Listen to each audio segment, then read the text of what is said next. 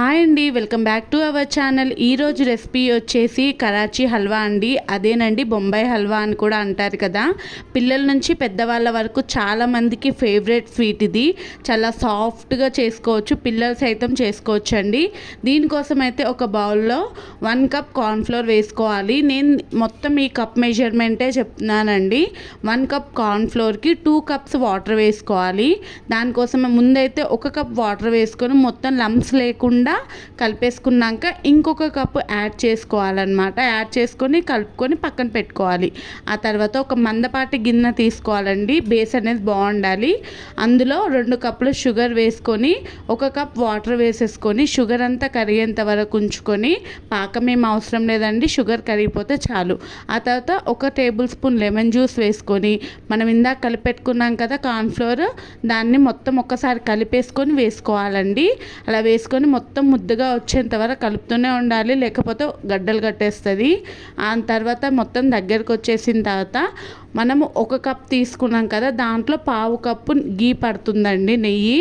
అది వేసేసుకొని గీ అంతా కూడా ఆ కార్న్ఫ్లోర్ మిశ్రమం మొత్తం అబ్జర్వ్ చేసుకునేంత వరకు కలుపుకోవాలి.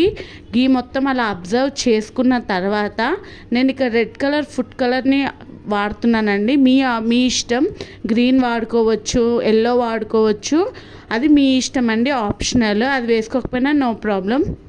అంత ఇలా దగ్గరికి పడిపోతుంది కదా, ఇలా దగ్గరికి పడ్డాక అందులో నేను వాటర్ మిలన్ సీడ్స్ వేస్తున్నాను. మీకు కావాలి అనుకుంటే కాజు, బాదం, ఏ నట్స్ అయినా ఇక్కడ వేసుకోవచ్చు. ఆ తర్వాత ఇలా దగ్గరికి పడిన తర్వాత గ్యాస్ ఆఫ్ చేసేసి పక్కన పెట్టేసుకోవాలండి. ఆ తర్వాత ఒక బౌల్ ఉంటుంది కదా, స్క్వేర్ షేప్లో ఉంటుంది, దానికి మంచిగా ఇలా గీ రాసేసుకొని మంచిగా గ్రేస్ చేసి పక్కన పెట్టుకొని అందులోనే మనం తయారు చేసుకున్న ఈ బ్యాటర్ని వేసుకొని ఈవెన్గా స్ప్రెడ్ చేసుకోవాలండి.